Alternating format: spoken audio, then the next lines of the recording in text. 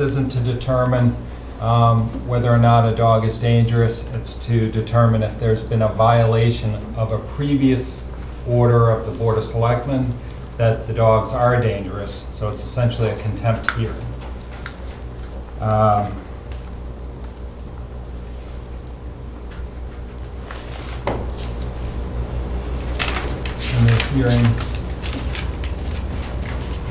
the hearing notice, Linda, I'm sorry, which one is that? That's the, It's right here. I'm sorry. Just take that. Sorry. It's- So I'm going to read the hearing notice into the record. This is a letter on Town of Bolton stationery dated May 24, 2017 from Donald Lowe, the Town Administrator. It was addressed to Nina Valadimos and Petros Kotidis, 37 Annie Moore Road, Bolton, Mass. 01740.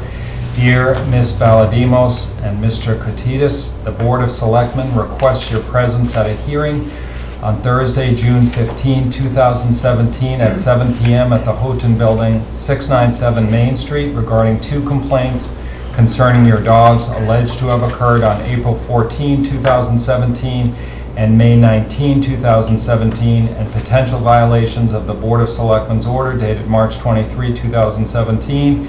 The hearing will be held pursuant to Mass General Laws, Chapter 140, Sections 157 and 157A, and the Code of Town of Bolton, Chapter 110, Animals, Sections 110-3 and 110-8. Copies of the complaints are enclosed. If you have any questions, please do not hesitate to contact this office. And CC'd were Susan Latham, the Animal Control Officer, Phyllis Tower, the Animal Inspector, and Pamela Powell, the Town Clerk. And Linda, I guess I should ask you, this was served upon Ms. Valadimos and Mr. Kotidis? Yes, Oh. via certified mail. By a certified mail.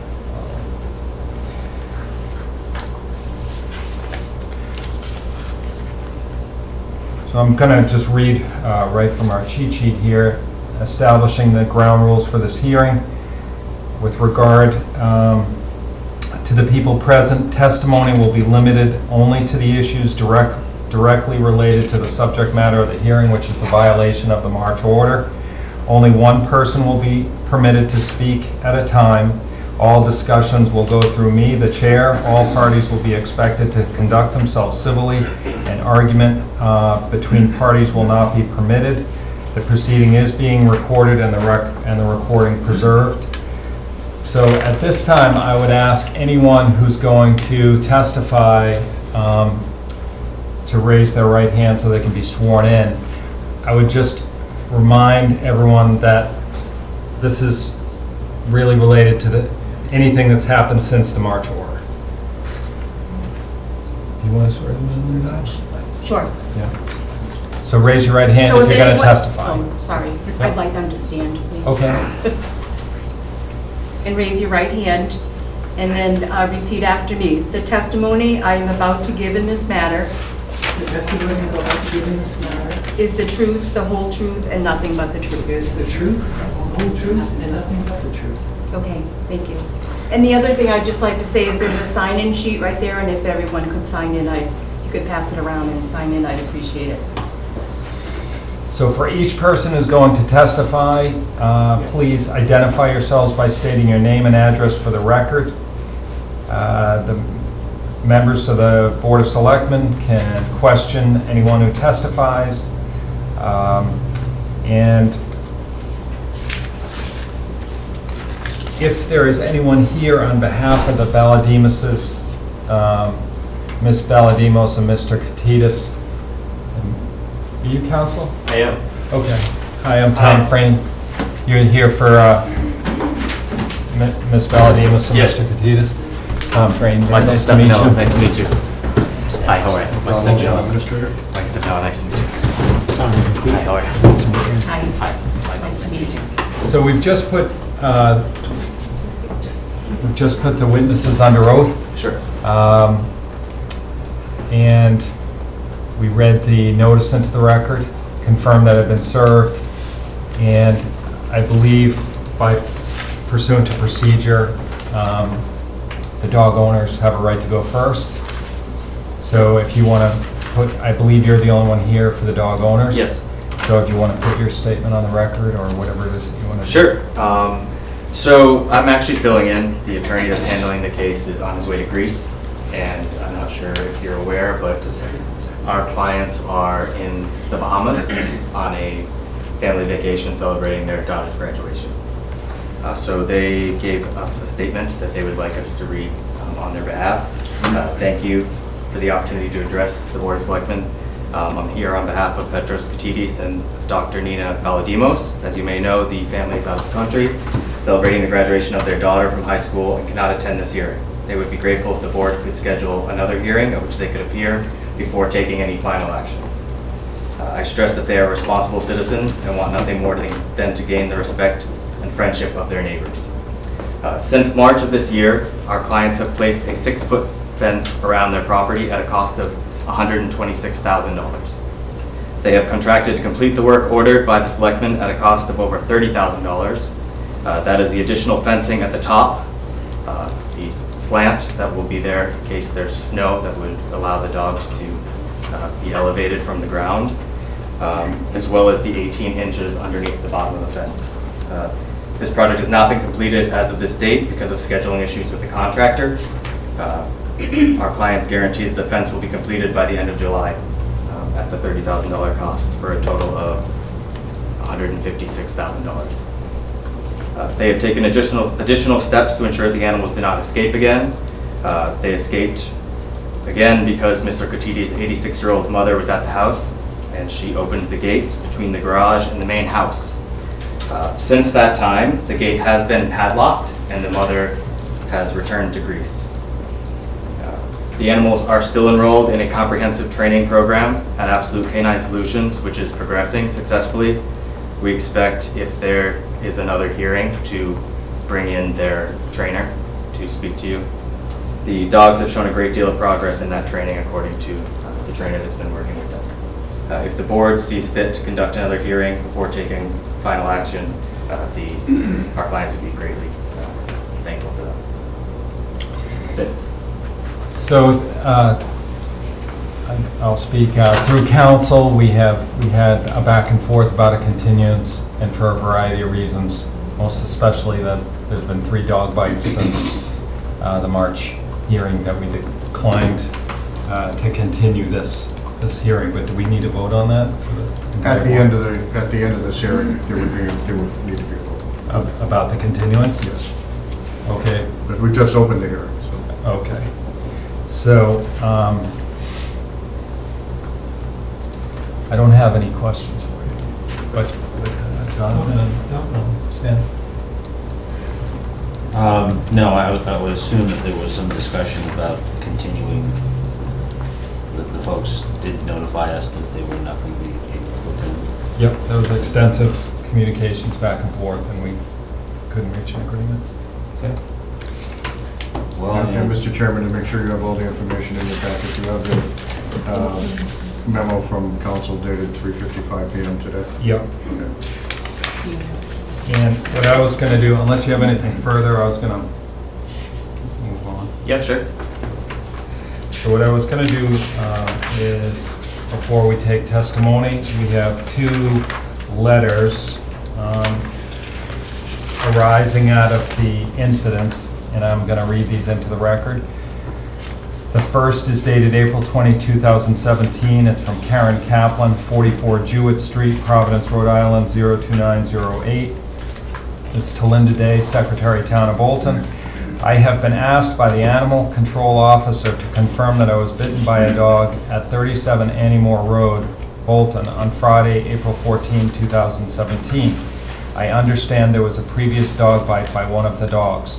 I was there on business, and Mr. Kotidis and I went out to look at something. He thought his wife had placed the dogs in the garage, but they were in the yard. They rushed over, and one of the dogs came over and bit me on the hip with no provocation. His wife cleaned and bandaged the cut for me. Later, when I spoke with my primary care doctor to check on my tetanus status, they recommended that I go to a clinic/urgent care and have it checked out. I did, and they placed me on antibiotics for the puncture wound. They in turn notified the Department of Health in the state of Rhode Island as required by law. The Department of Health called me to get the homeowner's contact information and then contacted the animal control officer. Sincerely, Karen Kaplan. The second letter is dated May 22nd, 2017. It is from Lori Altanji. It's addressed to Mr. Donald Lowe, Bolton Town Administrator, 663 Main Street, Bolton, Mass. 01740. Dear Mr. Lowe, I am writing to report an incident that happened on Friday, May 19, around 3:15 p.m. I live at 26 Annie Moore Road and was waiting for my children to get off the bus. Our bus stop is at the end of our common drive by our mailboxes. I had driven down to the bus stop and was leaning against my car with my dog and looked up and saw the landscaper from across the street, 37 Annie Moore Road, running towards me with 3 of the German Shepherds chasing him. I grabbed my dog and jumped in my car. The German Shepherds had the landscaper pinned up against my car and were aggressively barking at him. He was holding a plastic trash barrel to protect himself, and I was beeping my horn trying to get them to run off. The other 2 landscapers were in the yard across the street. The dogs eventually ran off. I'm not sure if they were called back by the owner or left on their own. The plumber that was also working there walked over and told us that one of them had tried to nip at him. The landscaper said there was a woman there with them that was unable to hold them back. I'm not sure how they actually broke free. After the incident, I called the Bolton police and they referred me to Susan Latham. I called her and told her all the details. Please feel free to call me with any questions. Thank you, Lori Altanji. At this point, I guess I'd call on Ms. Latham, Bolton Animal Control Officer, to add anything. I think that really speaks for itself. In terms of the first one, we didn't actually find out about it until pretty late in the game, and it was not until she had seen doctors and, wrote people where she lived, told her that she needed to report all of this, that we got the report that there had been a bite. I was never informed by the residents that there had been a problem. Phyllis Tower, who's the animal inspector, went to check the dog out and to quarantine, it was within the 10-day period. And that was sort of, the end of that. There is some question about dog bites in a home are apparently, and perhaps, the council can explain the reason why, that dog bites inside a premise is different from, if you're walking down the street and a dog comes off property and bites you. In connection with what we're talking about today, the violation of the order wouldn't have occurred if there was a bite in the home. The order that the town issued on March 23rd, 2017, as a result of the initial hearing, did not put in place any restrictions that would prohibit the bite inside the home, unfortunately. Those really addressed issues of when the dogs got out, they needed to be leashed, they needed to be walked 1 per dog, and they needed to be muzzled, and the fencing requirements. But in fact, with the way that the bite happened in the home, it was someone who was invited to the property, came willingly, and was simply bit as a result of being in the home, not as a result of a violation of the dogs getting off property, not under any of the conditions that the town originally imposed. Okay, and I would just say for the record that that letter, that's the April letter. It does say it happened in the yard, and it's not clear what yard or where. Okay. And then in the second case, I found out about it, sort of after the fact. So I got hold of Lori and spoke to her. She wanted to meet, like a day later. And so that's what we did. We met at the And who is Lori? Lori is, I'm sorry, is the woman who wrote this letter. She is the one who witnessed the dogs coming off the property and, going up against her car and all that. So again, this is after the fact. I went over the details with her very carefully so that I understood exactly what happened and how it happened. I then wrote a citation and a request for the resident to call me and posted the house. I did not hear from them for, I think, 3 days. And then finally I got a phone call from Mr. and we started to talk about what happened, and then he got a phone call and hung up, and then after that, he wouldn't talk to me at all. And so I assumed that probably what happened, and I'm guessing, is that, he got his lawyer involved, and the lawyer said, don't say anything to anyone. So that's what I know about that. The plumber, at one point was, willing to come, but apparently, decided he didn't want to do that. But he was very specific about what happened. I kept asking him, is there a puncture wound? Are you bitten? And he said, that he thought he was bitten, but that it was a huge bruise. And I said, please make sure that it wasn't, I wanted to make certain that, there was no kind of risk, above and beyond what he has already, had happened to him. And he said, absolutely, there was no puncture wound. And that's the gentleman that apparently decided he didn't want to come. And I can certainly understand that. I believe that Lori is here, though, and so that if you want any more specific detail, I'm sure she'll be happy to provide that for you. But the gentleman said that he had been bit by the dog. He said that he'd been bitten, but he said that there was no puncture wound. And I asked him really several times, because I wanted to make certain that if there was a puncture wound, that he got the proper treatment, and the dogs were quarantined based on, the way the law is. And he said, he went and looked again, and he said there's a huge bruise, but there doesn't appear to be a puncture wound. So that's really, if you want to speak to Lori, she can, put in any of the fine print for you. Okay. You want to? Well, You can just stand up and I basically identify yourself. Yep, sorry. L'Oreal Tangina with at 26 Animal Road. It's basically everything that I wrote in the letter. I don't really have any other details to give you, but if you want to ask me any questions. Okay, I just want, was it around the time the bus drops off? It was right before the bus. Right before. There, yeah. I don't have anything further then. You guys?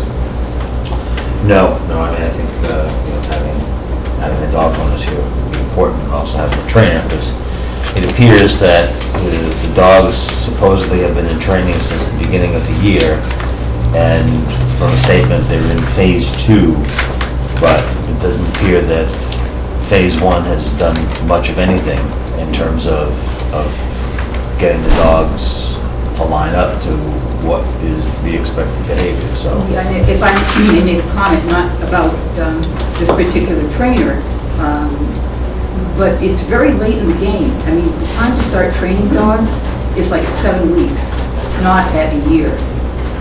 Especially because these dogs have run as a pack. And quite frankly, I think the dogs, couldn't care a rat's patootie about what the owner says. They're looking up to mom, saying, what do we do next? Really, this is now a pack of dogs. This is not someone who has 4 dogs. This is a pack, which is an entirely different mindset for the animals. They don't, look to the owner for stuff. They look to mom. Okay. Is that? I have a question. Yeah, sure. Ms. Latham, I might have missed something. I just wanted to go back to the plumber. And I know Okay. there's no, record of that, but so was he bitten in the home? Yeah, he was bitten outside the home.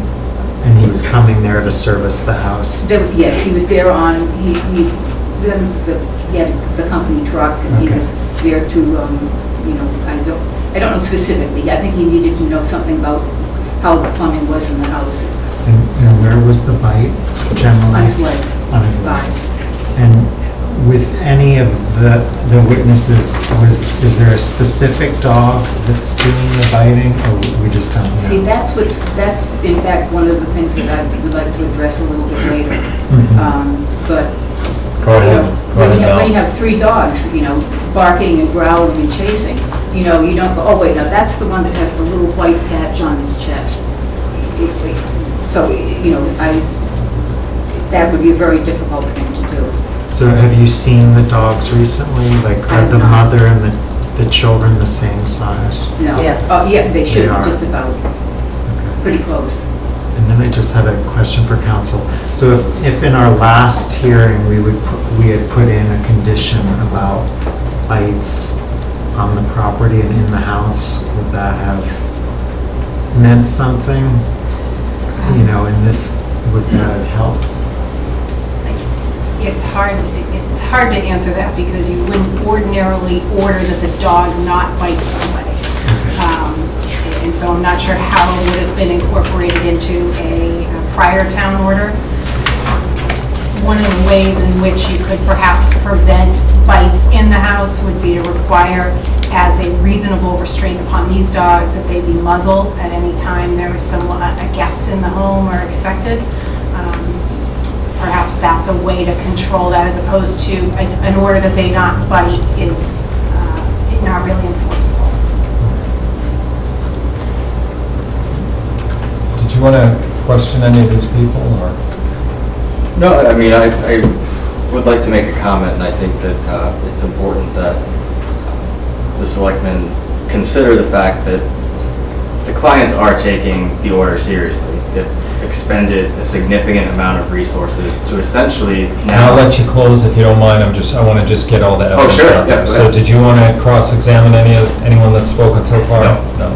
Does anybody else have anything, you know, who witnessed post-March order or anything to do with these incidents? Okay. Yes, my name's Mark Harwood, 42 Meaningmore Road. A couple of instances, the folks did in fact put up a stockade fence.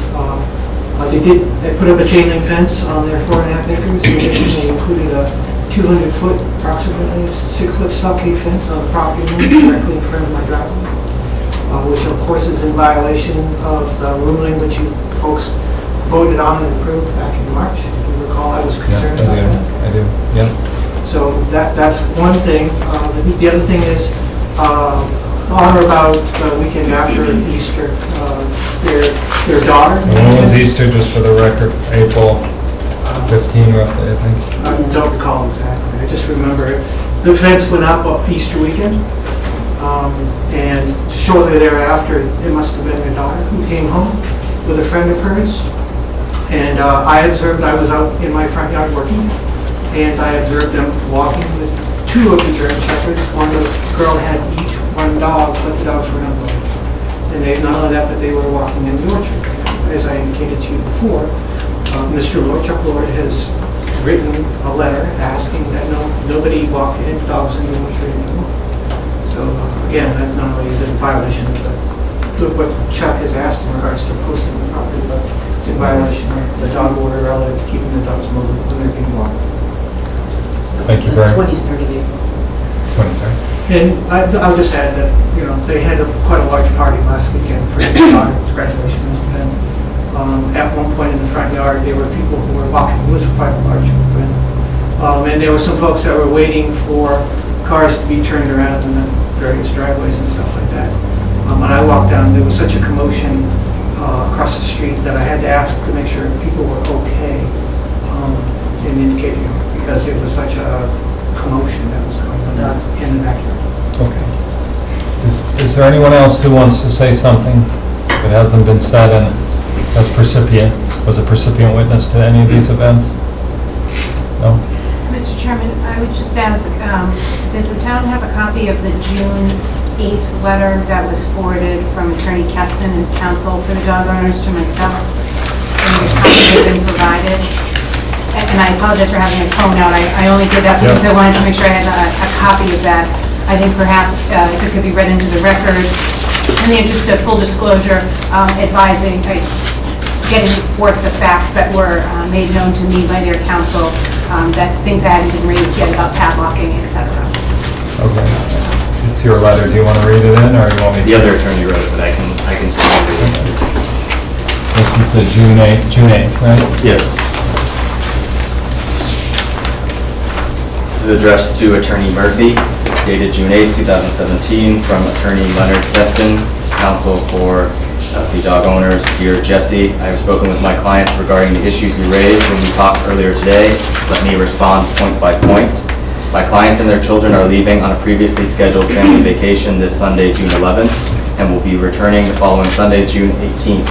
While they are gone, the dogs will be cared for by an on-site dog sitter who has been responsible for sitting their pets for at least the past 10 years. She is very familiar with the dogs and has never had a problem. While the sitter is caring for the dogs, the front door to the house will be locked at all times. She will access the house through the garage, thus the dogs will not be able to exit the house. There are 3 gates to the fenced-in yard. All 3 gates will be padlocked at all times. My clients have contracted with Aero Fence to complete the additional requirements for the fence around their property. The fencing consists of 2,800 linear feet, so the job is a very large one. I expect to have a target date of completion of the project to you shortly. I want to point out that the dogs have never breached the 6-foot fence that is in place, nor is it feasible that they ever could. I hope that these steps will be satisfactory to town officials. As I indicated to you previously, my clients do not return from this trip until June 18th. I am out of the country from June 16th until June 29th. My clients leave on vacation for the week of the 4th of July, thus the week of July 10th makes sense for the hearing. I assure you that my clients have taken all possible steps to ensure that their pets cause no further harm. They are very cognizant of the possible consequences of other incidents. I hope that we can now reach an agreement on a new date for the hearing. Okay, thank you very much. I'm just going to read in, this is the April 3 letter from Don Lowe, Town Administrator, to Nina Valadimos and Petros Katidas. It memorializes this board's order of March 23rd, and it's this order that there's an alleged violation of. Dear Mr. Katidas and Ms. Valadimos, the Board of Selectmen at their meeting on Thursday, March 23rd, 2017, held a public hearing pursuant to MGL 140, Section 157, to investigate a written complaint filed by Mr. John O'Laughlin and several other residents relative to your dogs. Mr. O'Loughlin's complaint described the circumstances where your dogs were on his property and chasing his livestock. At the same hearing, Mr. Mark Harwood testified that one of your dogs bit him. Further, the Board of Selectmen heard from other residents who expressed dogs' concerns with your dog's aggressiveness towards people and/or their dogs. Based on the information received, as well as testimony at the hearing, the Board of Selectmen voted to declare your dogs to be dangerous. The Board of Selectmen hereby orders the following. Number 1, immediate repairs to be made to the 4-foot fence to prevent the dogs from escaping. Number 2, permanent fencing is to be 6 feet high with additional fencing at the top of the 6-foot fence that slants/cuts back to prevent the dogs from escaping over the fence, and an 18-inch barrier at the bottom of the fence beneath ground level as soon as the spring thaw permits to keep the dogs from digging under the fence. When the dogs are anywhere outside of the 6-foot fence, they must be on a 3-foot leash, muzzled, and walked 1 dog per person. In terms of the parameter of the fence, it is to be such that minimizes its impact on the neighborhood. Thank you for your cooperation in this matter. If you have any questions, please do not hesitate to contact Linda Day, Board of Selectmen's office, and list the number.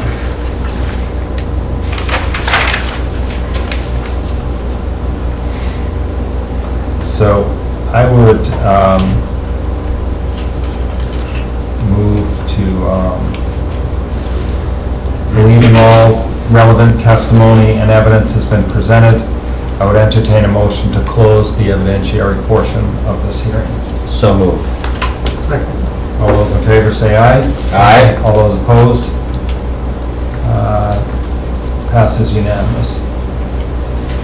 So I'll start with the we're going to move on to the deliberation phase of the hearing, and I will start. I mean, I think there's been a clear violation of our order on many levels, and the fact that people have been bit speaks for itself, but they were clearly outside without a leash. People have been harassed. They've had to run for their physical safety.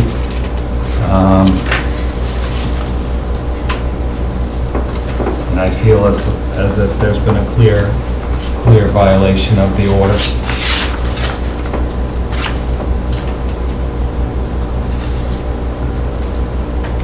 I would agree with that. Yeah.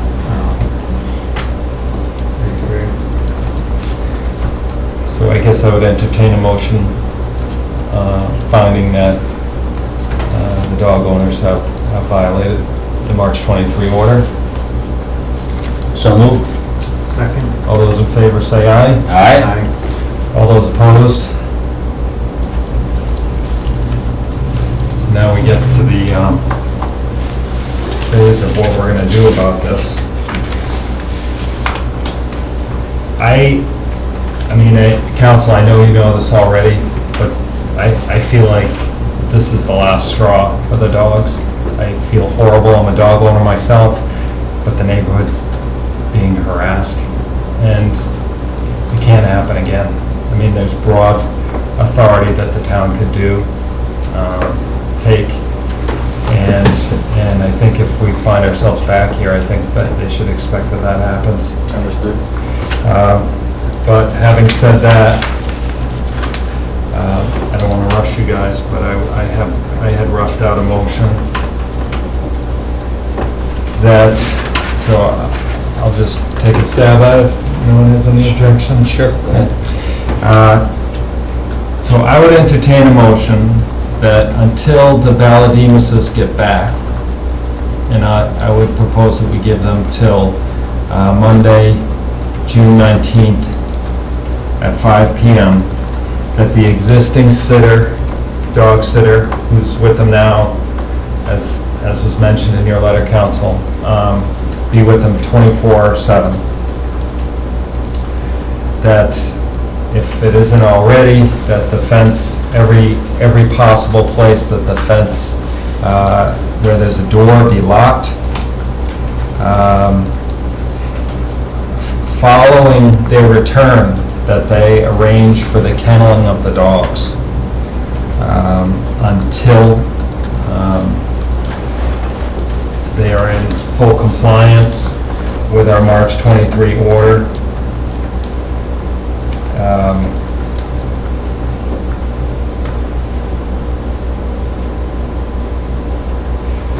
And I would entertain further that hereinafter, that if the dogs leave the fenced-in area or the home, that they be in compliance with the order, which is one dog, one leash, one owner, but only in the owner's care.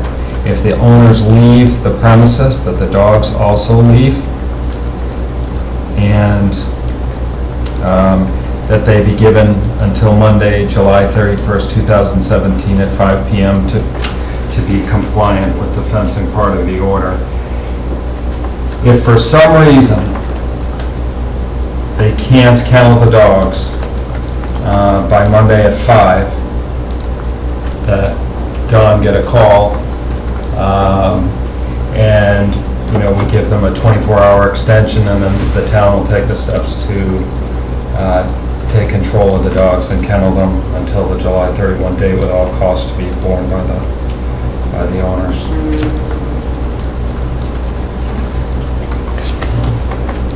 Council, have I missed anything?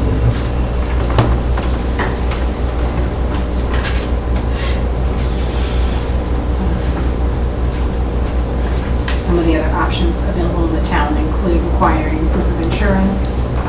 They could include a fine.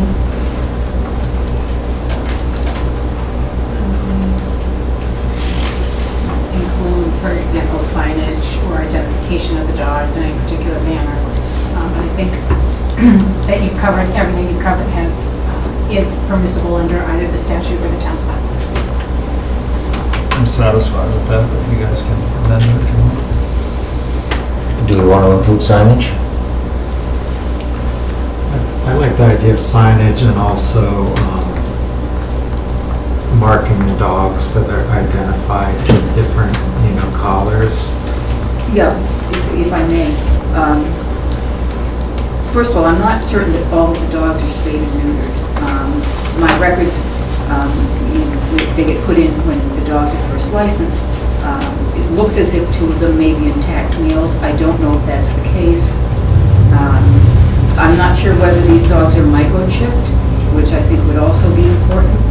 And, it would be nice if each of the animals wore a different color collar, and so that they were always, this one was always yellow or this one was always pink, just to be able to identify, because these guys move so fast and it's so confusing. And in a situation where you are, you feel that you're at some risk, you're not going to say, oh yeah, that dog's the one that has the small freckle on the side of its face.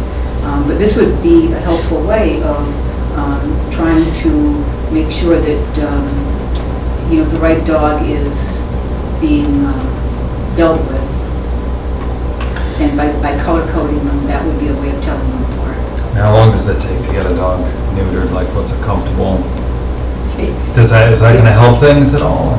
Well, it certainly takes levels of aggression down. These dogs have been intact longer than most dogs would be if somebody were planning on neutering them, but it certainly wouldn't hurt. Male and female neutered? The ladies apparently have been spayed. At least according to our records, they do show up as, having been spayed when the initial licenses were issued. But the boys at that point were intact. I don't know whether or not they've been neutered since then. They may very well have been. And what's a comfortable time frame for that to be done? How long does it take? And is it a month or? You drop the dog off at 9 in the morning, pick it up at 3. Okay. So I would. Big deal. I just have one more. You talked about, in your proposal, you talked about the owners leaving the site and the dogs accompanying them. Is that referring to vacations, or is that referring to every day when they go to work? I was thinking like they leave, they go to a dog sitter, doggy daycare, or I just think at this point, what comfort does the neighborhood have? And the child. This was right around the bus drop off. A child gets mauled. So we're waiting on the fence to be. And they offered Monday, I believe council stated Monday, July 31, the end of July. He said Yes. he would have it done by, right? So then I would entertain further that within 30 days, the dogs be neutered, that immediately each of them be given a distinctly different color collar, and whatever appropriate signage you order be attached in the appropriate part of the property. The only thing that might be, very difficult is the idea that whenever they leave the house, they take the dogs with them. Okay. Sorry. I don't know, that would be, I think for most people, so difficult that it would be impossible. And if the dogs are left properly kenneled, there should be no reason that they would get out. Because we've talked about this fence, if the fence is done properly, Godzilla's not going to be able to get out. And as long as they have some shelter, there's no reason, obviously not in the wintertime, that they can't be left in an indoor-outdoor situation. Or, lots of people have dogs and they leave them and go to work. So there's no reason that these dogs can't be contained. So maybe it's that, your proposal, until the fence is inspected and complete. So then I'd amend my, you want me to go through it again? Okay.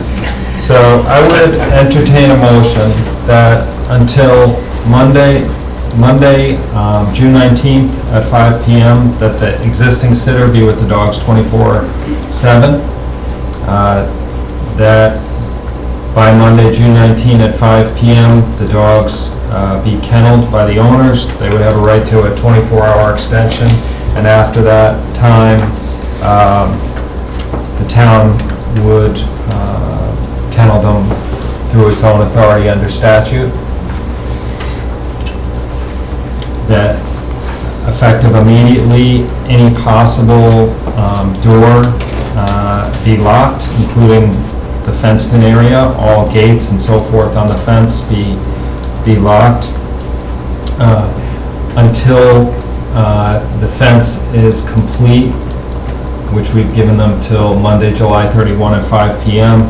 That the owners, for the dogs to be at the premises, the owners have to be at the premises. That the dogs within 30 days be neutered, that effective immediately, that each be given a distinctly colored collar so that each dog has a distinctly different colored collar, and that the appropriate signage be placed at the property by the animal control officer. So moved. Second. Mr. Chairman, may I suggest before the board votes that Linda read back what she has in her notes to confirm that she's captured it the way we want it to be, the board expects it to be. Mr. Frayne entertained a motion that until Monday, June 19th at 5 p.m., the existing sitter be with the dogs 24/7. On Monday, June 19th, the dogs be kenneled by the owners, and after that time, and 24-hour extension. 24-hour extension, and after that time, the town would kennel them through their own authority under statute. Effective immediately, any possible doors, including the gates and the fence, be locked until the fence is completed on Monday, July 31st at 5 p.m. The owners must be on the premises for the dogs to be at the premises. The dogs must be neutered, and distinct colored collars for each of the dog with the appropriate signage to be placed on the property by the animal control officer. And then the only thing I'd add is that the March 23 order remain in full force and effect. Mr. Chairman, can I ask some points of clarification? With respect to the doors and the gates that are locked, are those in reference to only the doors and gates leading directly outside, or are they also in respect to the doors and gates leading into the house? I would say everything you can lock. With respect to the identification of the dogs by different colored collars, should the owners be required to then provide information as to which dog and which color to the animal control officer? Yes. And lastly, when you refer to appropriate signage is for the animal control officer to put on the property, is that appropriate signage identifying that the dogs inside are dangerous? Is that what statutory, is signage statutory, or Signage is not statutory. it's case law? Or? Signage goes along with the idea of fencing, that, and it was within the town's general purview, in addition to other things it can order. So I would suggest that that is actually something that the town can create on its own, but I just want to make sure it's clear what type of signage and language that the town might be looking for. If it's perhaps just dangerous dogs, at least there's clarification for the dog owners. Maybe we could ask Susan for a recommendation of the language, typical language. I'm not sure what you gain by it. I mean, if the dogs are all locked up tight, whether the owners are there or not, that should be enough to protect, anyone. If the gates are all locked, if somebody's, selling cookies or something, they're not going to be able to get in because everything's locked. And what kind of signage were you looking for? Like for aware of dog? Was, I guess, like for the woman who went there as a contractor of some sort, alerting her that the dogs bite, and then people walking by, we've designated the dogs as a danger. Yeah. So something to that effect. Yeah, then I would assume that if the owners simply put up beware of dogs signs in, all places that they would need to be, that should be sufficient. Would defer that to you. Is putting up that kind of sign sufficient? There's really no set standard for what a sign like this might say or whatnot. I did speak to Attorney Keston about this earlier. He did seem in agreement with the idea of a sign. And I think of beware of dogs or something that at least just puts the public on notice that someone coming to the property who might be a contractor or solicitation is just simply aware that there are some form of dangerous dogs there. So whether it's beware of dog or dangerous dogs on property, I think either of those would provide sufficient notice to somebody. So, how about beware of dogs do not enter? Can't say do not enter. That's, Pardon me? well, that's kind of a traditional Okay. thing that most people do to kind of protect their property. It's more, I think the designation that we've given that they're dangerous dogs, I think is important. It could be as simple as dangerous dogs, so I can say that. So I'll amend what we've, Or Linda. that the collar colors be reported to the animal control officer, and that the signage state beware of dangerous dog, or beware. Okay. All right. May I speak before you Sure. vote, please? Yeah. Relative to the condition that the owners be with the dogs at all times, I'd just like to put on the record, I'm not sure that that's, one, feasible, or two, what it accomplishes. If the dogs are locked up at all times. That's just till the fence is. No, I understand, but if, for example, the owners were to go to work during the day and the dogs are locked in the home and the doors are all locked, then to me, it doesn't seem as though it is accomplishing anything to put that burden on them to put the dogs somewhere else during that time period where they could just as easily get out. If the dogs are locked up while the owners are at work and not at the home, and all of the other conditions are met, there's no way the dogs are going to open the door themselves. It's essentially what I'm saying, is if the locks are, if all of the locking mechanisms are in place, including the gates and the front door to the home, then the dogs aren't getting out of the house.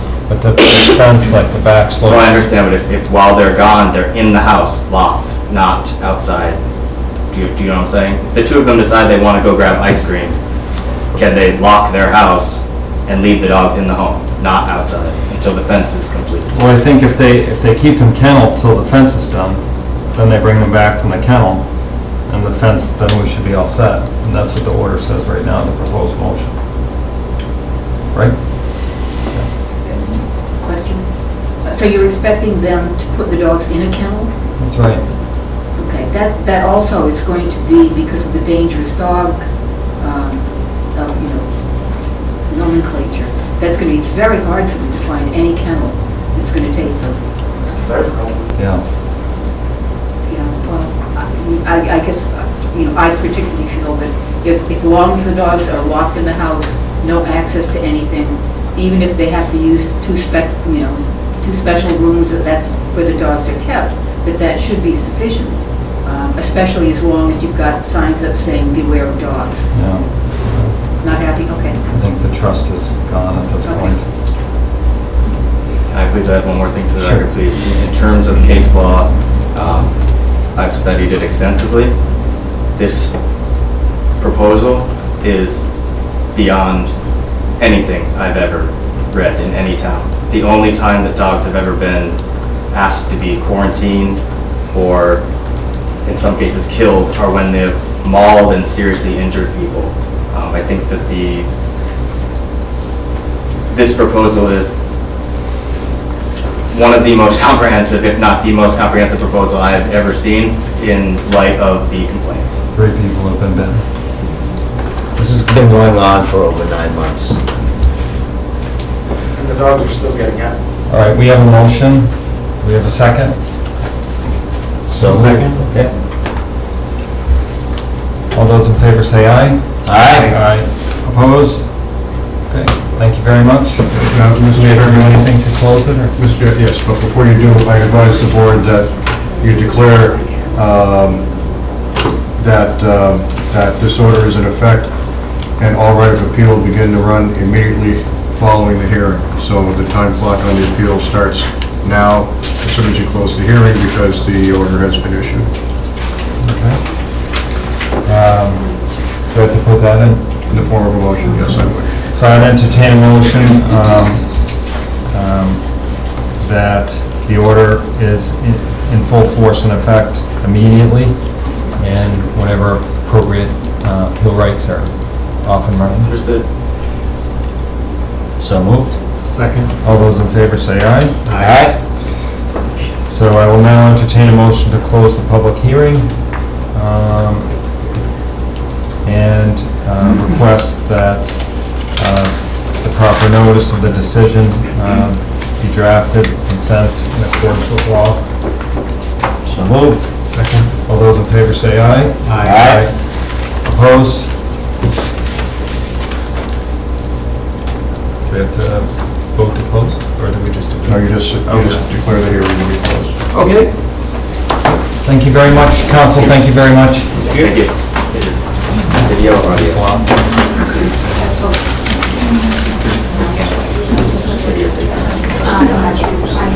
Is this hearing taken? Yeah. It is. Video. It's video from up there. It'll be up on YouTube probably tonight. Thank you. Nice to meet you. Take care. Pleasure. Thanks. Thanks a lot. Pleasure. Yeah. Thanks a lot. See you again. Nice to meet you. To get part of All right, moving on. We, next item on the agenda is a request for sign, flag, and banner at 713 Main Street. Mike Nelson. Come on up. Thank you very much. So my wife and I are opening businesses. Great, yeah, well, please sit. Tom Free. Like Nelson. Very nice to meet you. Nice to meet you. Welcome. Nice to meet you. So my wife and I are opening a vintage antique store at 713 Main, and there's a post up front with potential for signage. So I've just come to request that we are able to put our business sign up there. It's a 22-inch by 22-inch sign.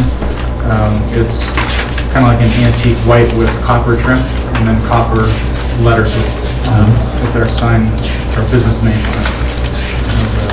There's a copy of the antique flag as well. It's based 3x5, so anytime we're actually at the store during hours, I can just kind of hang it off the existing post sign up there. So, I don't want to cut you off. Oh, you're good. Okay. So I've reviewed everything in our packet.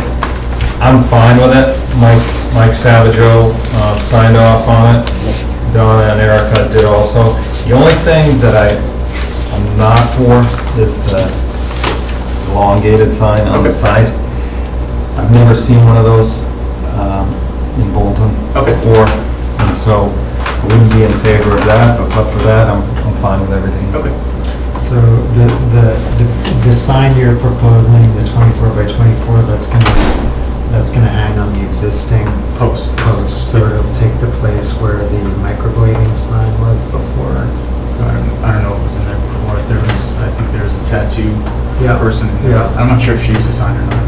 She did. She had a sign and a banner, and So it would just hang in the back. It's actually 22 by 22. Pretty simple, just had our business name on it. So you'll be in the back, not Yep. the front. In the back. Yeah, I think the International is in the front right now. yeah. Is the vertical sign with antiques in the same style as the sign that you're proposing for the, So I'm trying to figure out how we actually handmade the business sign.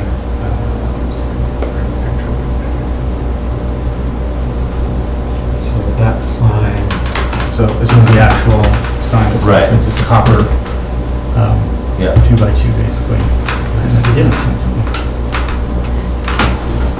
are you proposing something similar? Well, I've been trying to figure out how I could either make one or purchase one online. And it would be the neighbor, or actually the landlord. I guess they had an antique store in there before at one time. Yeah. And so she offered to allow me to use her old sign, which is, I need to fix that because it's pretty rough, but I also have a picture of that. Long time. Bill Whistle. is it that I've sign? heard stories. Something about whiskey. Yeah, he was a great guy. So this is beautiful. Yeah, well, the old antiques. I'm gonna fix it up, but it's pretty rough. And But where will that go? so that will go, if you're walking towards the actual back suite, there's a handicap ramp right there, and I just want to kind of lean that and kind of secure it against there, so people actually know there's kind of to go towards the back of the room. So that's it. Okay. Yeah, I don't have any problem with it. So the vertical sign is like 5. We can pass on that. I don't even have anything yet, so I wouldn't have a starting place. So if I actually come up with one or find one, maybe I can come back and. Yeah, absolutely. Yeah, no, Sure. if you could show us something and Yeah. everybody could see it, I think that would help. Yeah. Okay, I'd be open to seeing okay. Mary? Mary Chumo, Corn Road. Was the Historical Commission notified about this? About the business or the Well, the sign? signs, and, you know, the vertical flag, I think that's what you're talking about, I think that would be a little bit too much for that. So it is, The vertical would Banners. It doesn't sound like a just banner, on it sounds like a... on the pole that you hang outside the business to show. Oh, okay, I'm thinking of these I wish... Oh, yeah, I think I know, yeah, banner no, those are things. kind of No, tacked. no, you're not talking about No, that. no, just something simple. It sounded like a nice wooden sign with vertical lettering, so... Are you rehabilitating the shop, or are you just going in the house? So we're actually on the back side of the building, on the bottom, and they've renovated it, so it's actually pretty nice in there now. And we're basically just putting our stuff in there. and have it.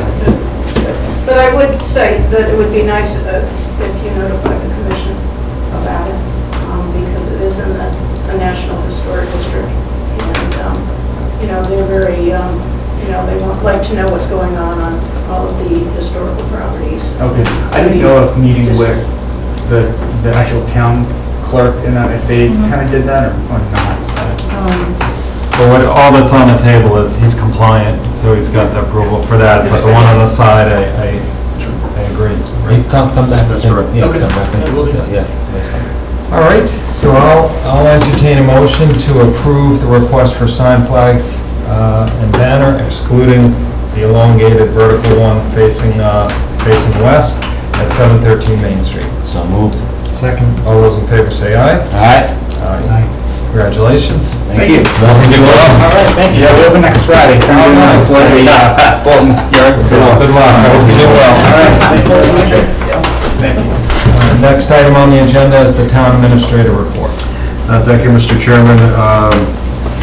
The only thing I have for Minuteman is yesterday at 9:15 in the morning, there was a groundbreaking ceremony at Minuteman to kick off the project.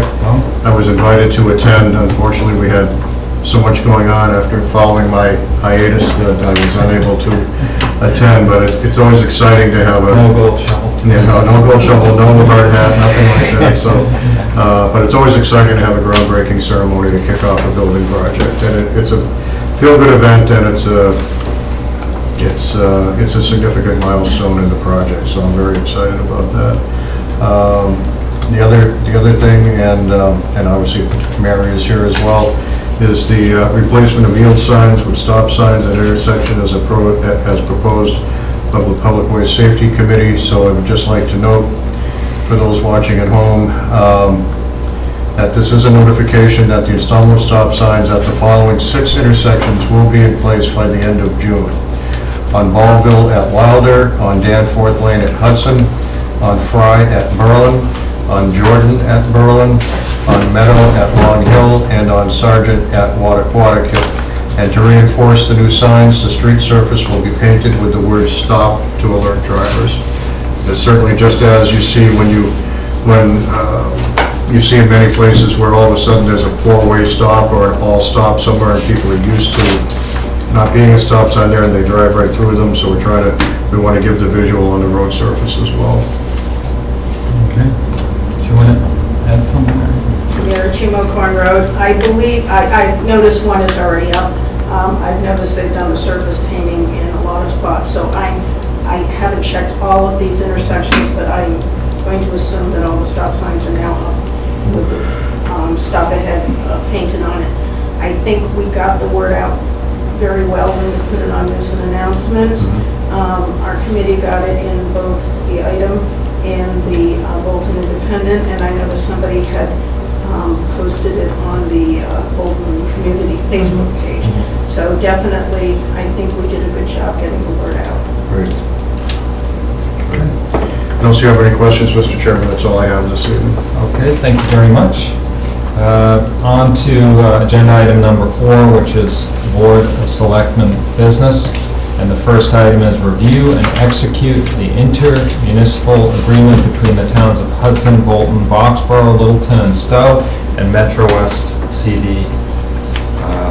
I have reviewed, it was attached to our package. I believe all the changes are black-lined.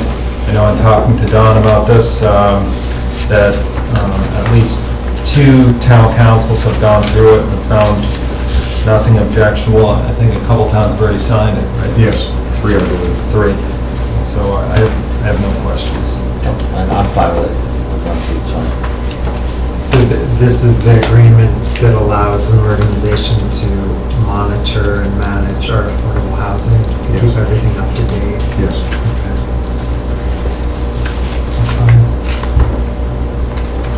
All right, so I will, do we need a vote or we just? Yes, please. So I'll entertain a motion to, for the selectmen to execute the intermunicipal agreement between the towns of Bolton, Hudson, Boxborough, Littleton, Stowe, and the Metro West CD. So moved. Second. All those in favor say aye. Aye.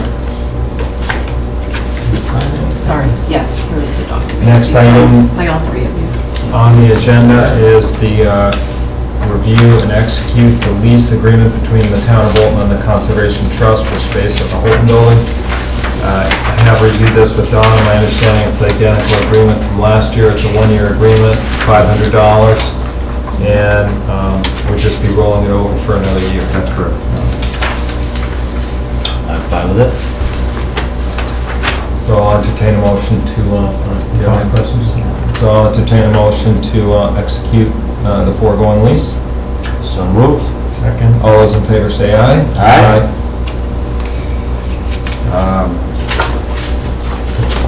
So the next item on the agenda are the appointments, and we did get an Yes, that updated. will give you, you don't have to shuffle through your papers. You emailed it to us and I added it to my package. Okay. Yeah. Dan, do you need an? Yes, please. So Don and I reviewed this the other day, and the only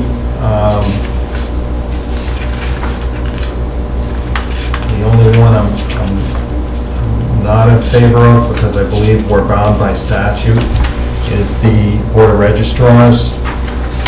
On our package, there was a request, and I give great.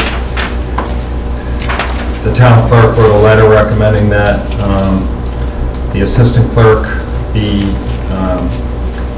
fill the vacancy of Susan Miles, whose term is expiring. Susan was the prior assistant register. But also in our package was the statute which governs the appointment of people to the Board of Registrars, and we are required by statute to select, if a political party submits a list and it's clearly defined by statute that we have to select from that list. It restricts the number of one party on the board. It's very, very prescribed. And so the Town Democratic Committee submitted a list of people. The Town Republican Committee did not.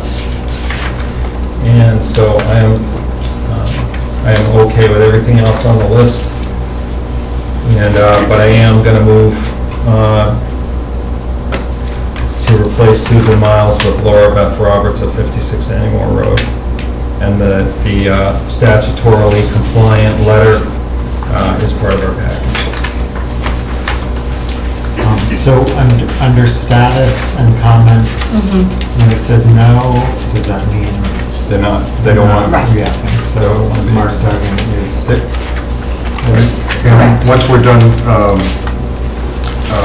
we have a couple of people that haven't confirmed yet, although we do believe we don't have anybody else who's not going to be seeking reappointment. Once we've determined that, then there'll be one group advertisement for any of the open positions for people to apply. Okay. So the only ones. So there are some blanks here because I. The Public Way Safety Committee, Leslie Breeze, I don't think we know if she wants to or not. Leslie said she'll stick around, but we really need people to sign up for this committee. So we can put her as a yes for now? She said she would stay on. Okay.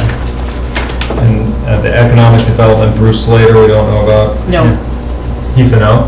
No, we don't know. And then Yes, Helene Demmer for Economic Development, we don't know. Same for Chris Lineberry, Larissa Thurston. For, no, that doesn't count. Capital Planning, Dave Yezway, we don't know. Human Services Safety Committee, Fred Edlin, we don't know. And Human Service Safety Committee, Chris Mudgett. And those are the only, And then Insurance Advisory Committee for Donna, are we gonna, We're going to retain Donna for now, okay. and then once her successor is in place, then I'm sure I'll be proposing that it be her successor.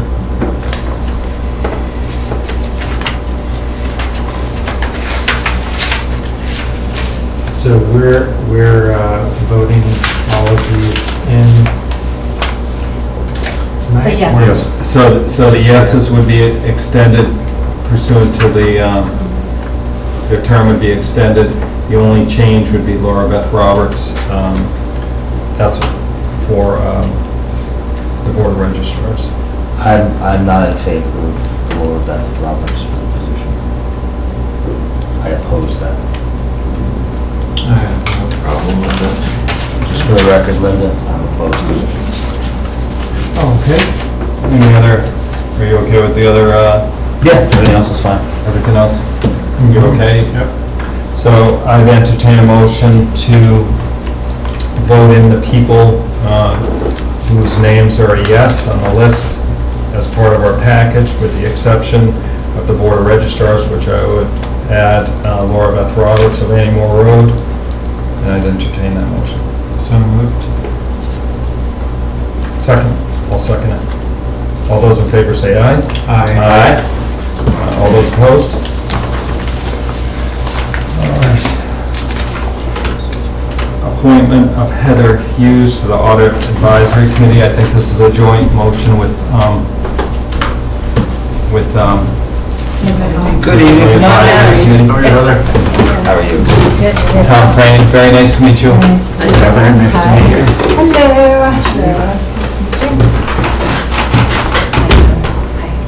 So you're just rolling over your term, and this is this is a separate vote as required by the rules of the school. Right.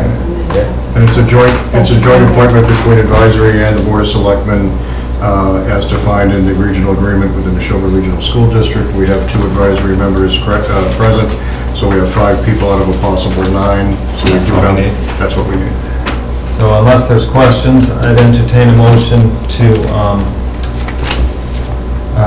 reappoint Heather to the Audit Advisory Committee. So moved.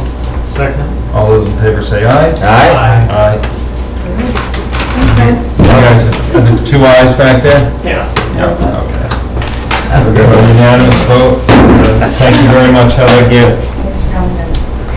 Next item on the agenda is the officer's warrant for unlicensed dogs in Bolton. And she has left. Yeah.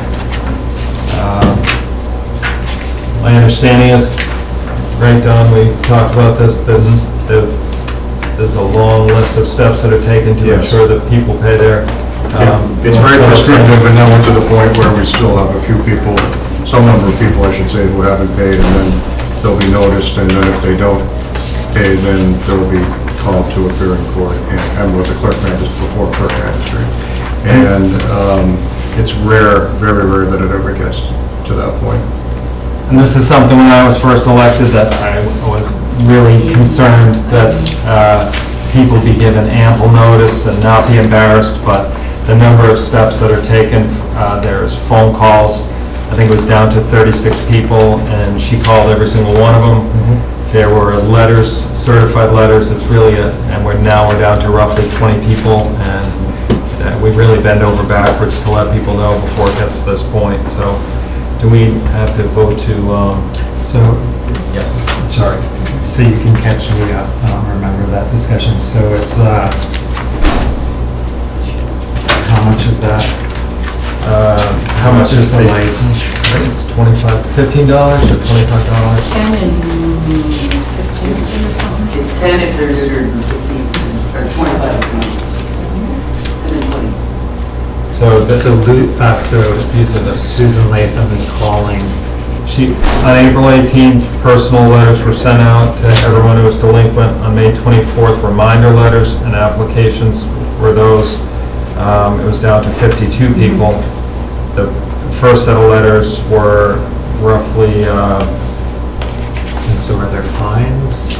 158 eventually, yeah. On March 24th, there's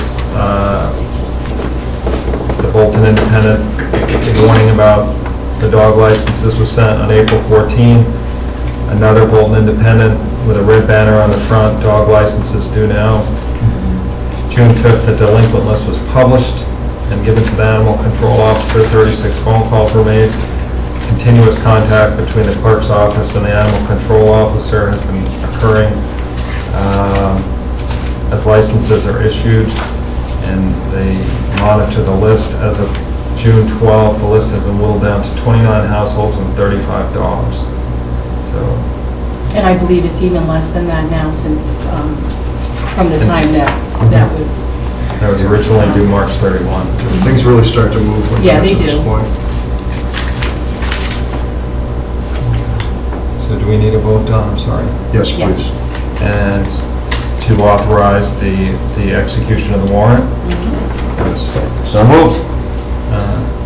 Second? All those in favor say aye. Aye. Aye. The next item is to vote on rolling over our program of free transfer station / dump stickers for seniors for fiscal year 18.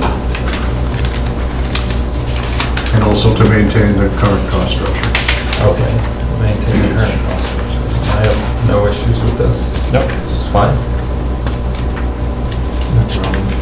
So I'll entertain a motion to reauthorize the transfer station sticker program for seniors at the existing cost structure for fiscal year 18. So moved. Second? All those in favor say aye. Aye.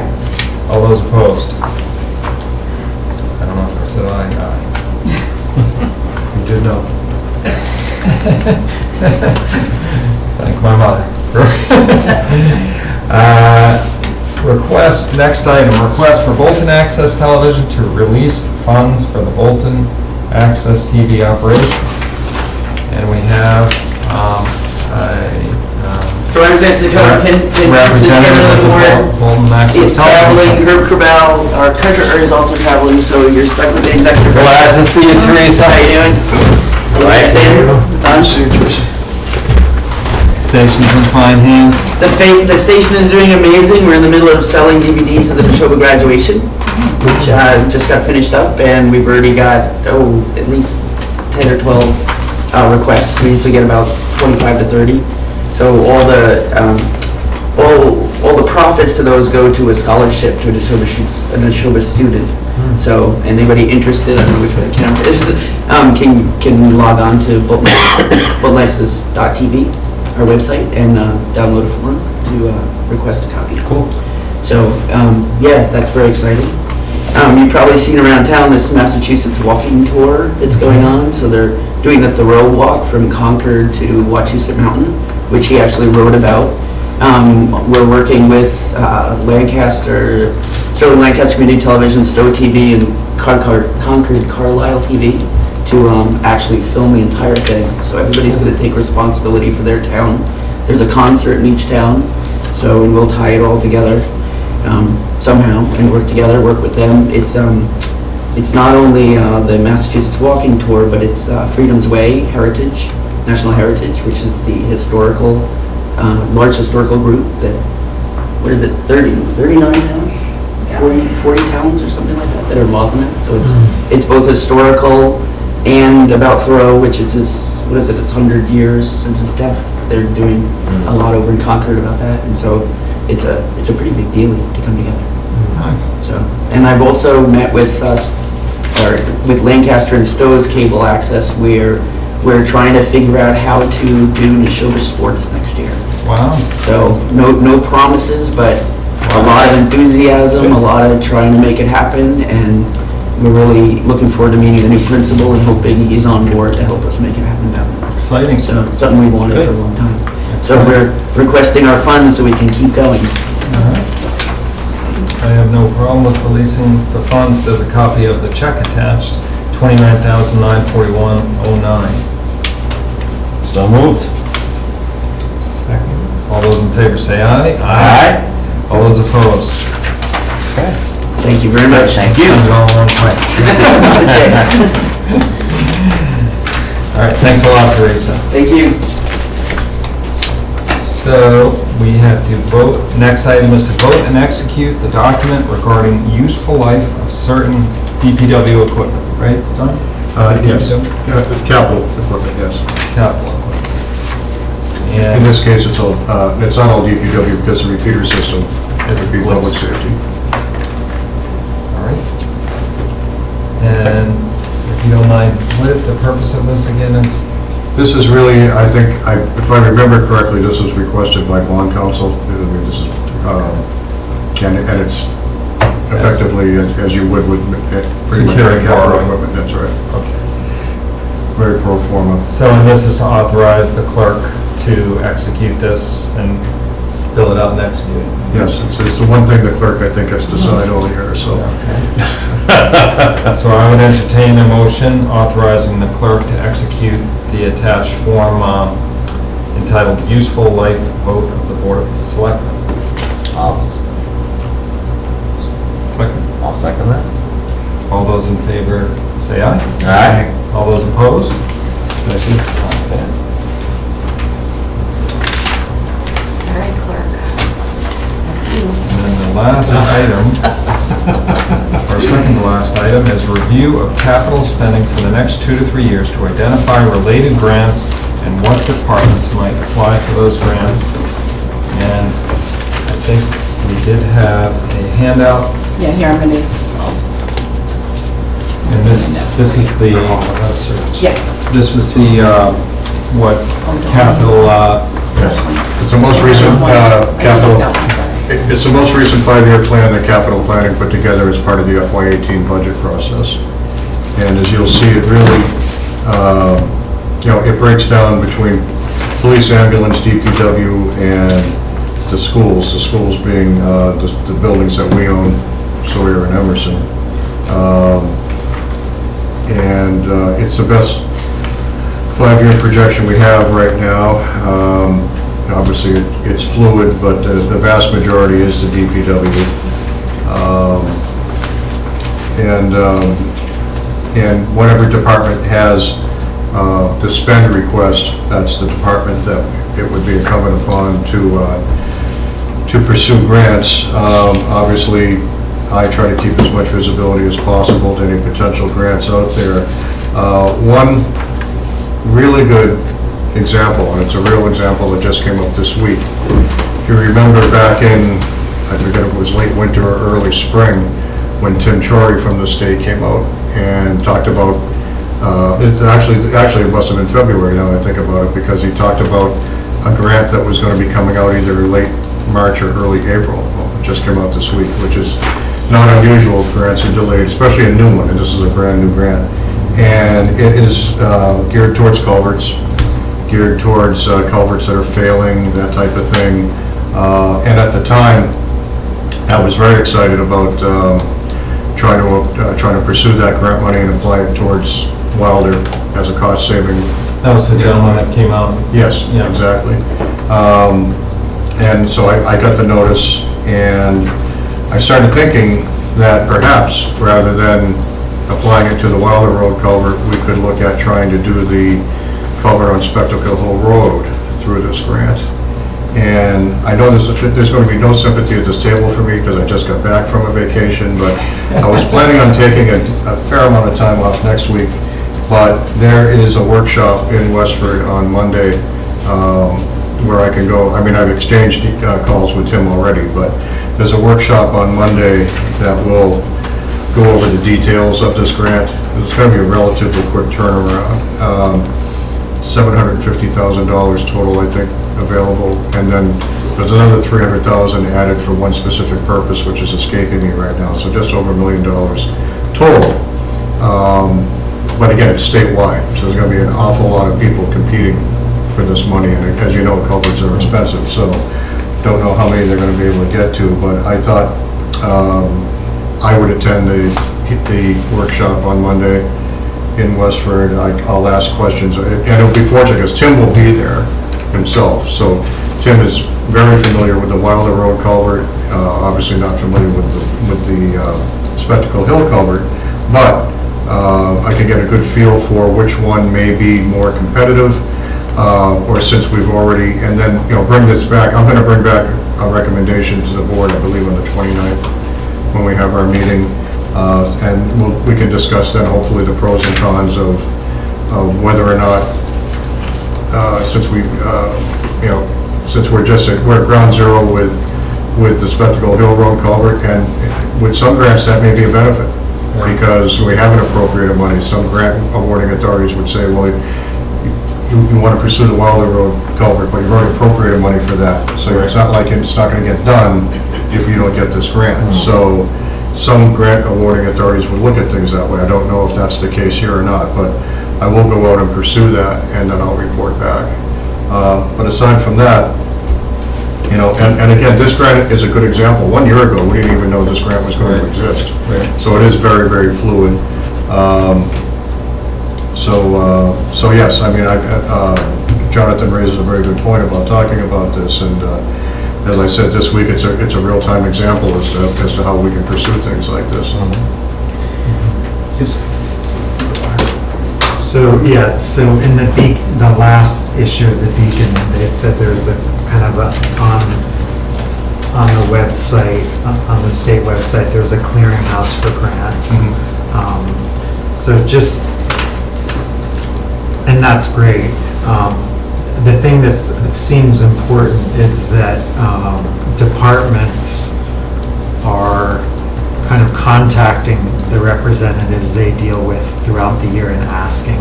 Like Tim Chory, I just happened to attended, it was the Mass Municipal, he gave a talk about culverts, and he didn't mention that grant until he came out to the Wilder Road meeting. And so you have to kind of work the system and talk to your contacts and ask them, because maybe, they're on the horizon.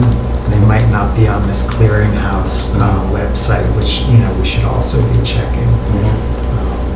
Now, and another example, something that, again, wasn't even on our radar screen last year, it's not a capital project, not yet, but one thing that we're pursuing as part of the community compact is ADA, where we're deficient in access, to be compliant with the ADA requirements. And of course, we're grandfathered in many areas, but which doesn't mean we shouldn't be examining it.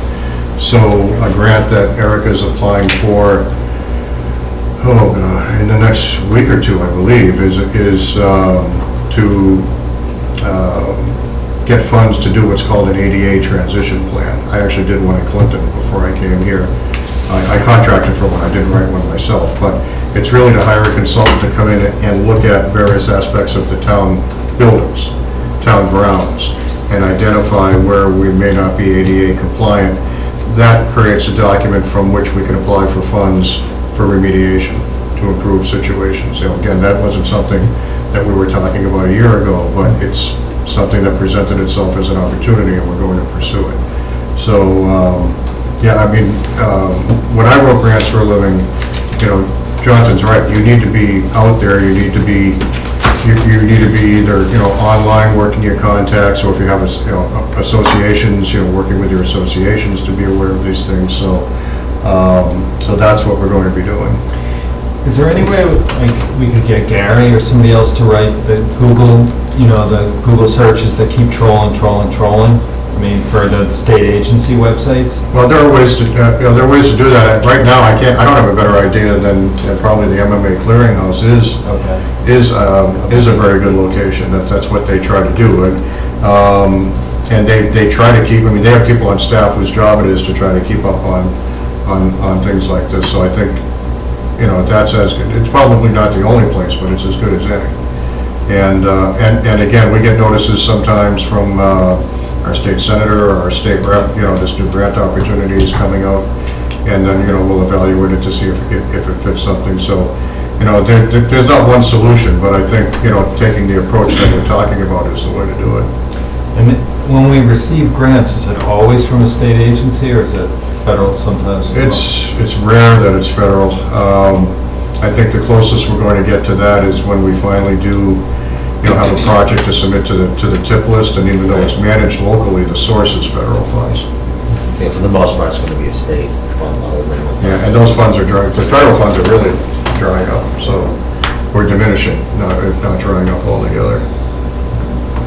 So Eric, you're already, the town planner was very successful with Bolton Local last year, getting the Green Community Grant. That's right. That was $130,000. So both Erica and Bolton Local are to be commended. So it's just, with their experience, maybe there's an opportunity for them to share that with others. I know that Gary also applied for a grant. It was a great proposal. He didn't get it on the first try, but trying again. Right, we're gonna dust it off and do it again. Same with the smart, I'm sorry, not the smart communities, the grant that we applied for the intersection at, Streets. Community Compact? no, it was, Complete Streets? Complete streets. there was a specific grant, I'm just not thinking of the name. Like, Complete Streets is a program. Right. But there was a specific grant, and I'm just not, the STRAP grant is what it was. Oh, right. That we came up short on that one, but we're going to be improving that application and resubmitting it again.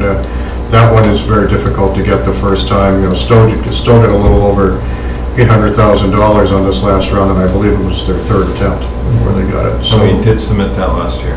Yes, we did. Yeah. And then there's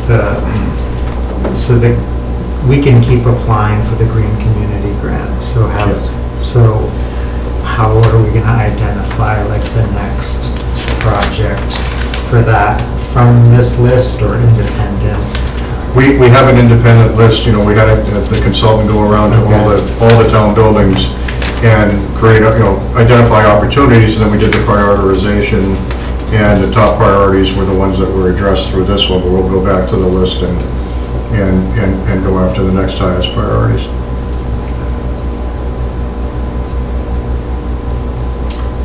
And we'll be doing that work for the boiler over the summer, so it'll be in place. It's supposed to be in place. The plan is for it to be in place before school opens. But so in all these departments, it's not just, they have the big items, but it's also, like the Conservation Commission and the planner and different departments that are much smaller that aren't even on here. But just that these larger departments are looking at these lists and then looking, at their contacts and seeing if there's any grants that they can apply for to get money for some of these things. So kind of looking ahead instead of us getting to kind of waiting till the end of the summer and the budget season, trying to look ahead. It should be a year-round activity. It's not. It shouldn't just be as budget season is approaching. And that ADA transition plan, as with most grants these days, they're looking for matching funds. It's not usually 100% grant anymore. They want to see the town kick in some funds, just as we did with the green communities, and we appropriated some funds for that at town meeting. I think we would need to do a $5,000 match for the ADA transition plan, but this would be one of the grants where you can do it in kind. It doesn't necessarily have to be money. Commitment of staff member can count for that, to be working on it, and we've already pursued that, and Erica's time can count towards that. So there are many ways in most grants that you can meet the match without having to write a check. And for the department heads, is it part of their job description for grants, or? It's not part of their job description. It's part of my expectations that they pursue these type of things. But no, it's not. Grant writing isn't in anyone's job description, but it's certainly an expectation of mine that they pursue them where possible. So they're trying to identify grants on an ongoing basis? Yes. Yeah. So for like the Sawyer roof replacement at $800,000, that's the school's gonna pay for that? Because it's over the 10,000? No, it would be us who would pay for it because it's over the 10,000. They pay for what's Oh, under okay. 10,000. Oh, my I'd love it if it were the other way.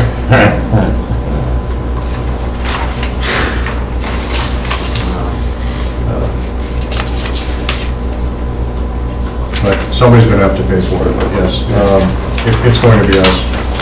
Same with the columns at Florence Sawyer.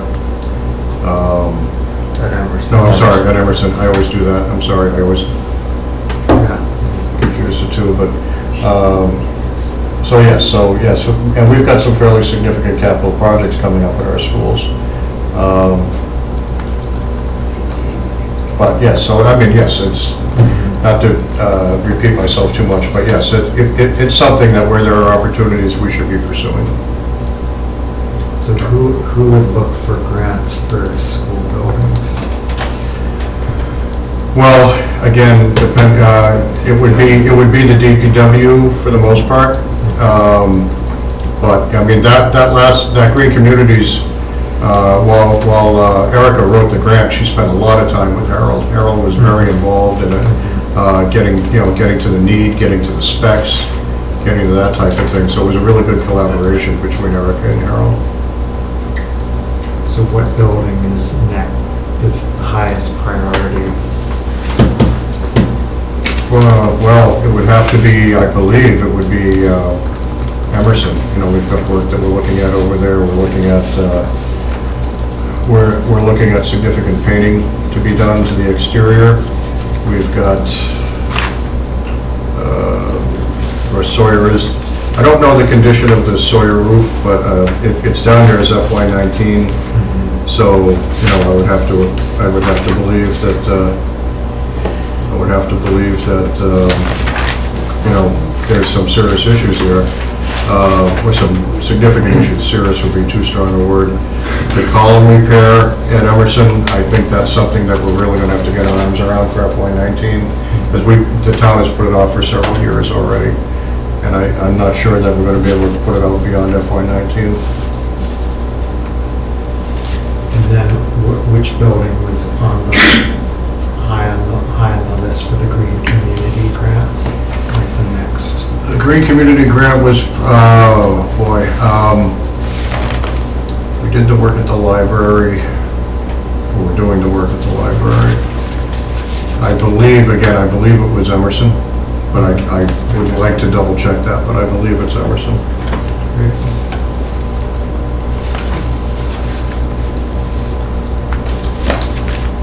Yes, no, I'm a huge believer in pursuing grant opportunities. I made my living for 7 years, so you get to see many times, you know, where the opportunities are and where the opportunities aren't. I mean, there are times, you know, without getting into details, where there would be a grant that, you know, might be a 50-50 match, and it wouldn't accept in-kind, so you'd have to write a check for the balance of, say, for example, a $300,000 grant. There were times it wasn't worth it wasn't a good investment of the town's money to write a $150,000 check. So, you know, you have to be very careful about what you're getting into also, because it's not always the best answer. I think we talked last year about town employees looking, as well as boards, and if they find something, you know, bringing it to us, that would be great. No, we would definitely, any grant opportunity we would need to bring to the board to get the board's buy-in, and also, you know, we want people to see, people who are watching the Selectmen's meetings, that we are pursuing these things, and we're trying to look wherever we can. So is this available for the public to see? State name. Oh, I'm sorry, Teresa Sauer, Wildwood. Is this document available for the public to see? The capital plan, yes, it's a public document, absolutely. But is it on the website? Can we go look at it? I don't believe we have it up on the website, no. Which document are we talking The about? capital, 5-year capital plan. Oh. Well, it'd be on capital planning's website, it should be. We could certainly, I mean, we can put it up on the webpage, but we don't have it up right now. Yeah, so anybody wants to help. Sure. Well, as an example, I received an email from a resident this week. There was this grant announced that I had not been aware of. I mean, not a large grant, but a grant nonetheless. And they had expertise in it, and they offered to write it. And it was you know, again, not a huge grant, but still, you know, they saw a possibility. I said, hey, that would be terrific, you know, please let me know how I can help you, and thank you very much, and they're going to go off and do it. So that was totally unsolicited. Everyone good? Anything further? So the last item is, do we have minutes? No minutes. Okay. And I will entertain a motion to adjourn. So moved. Second. All those in favor say aye. Aye.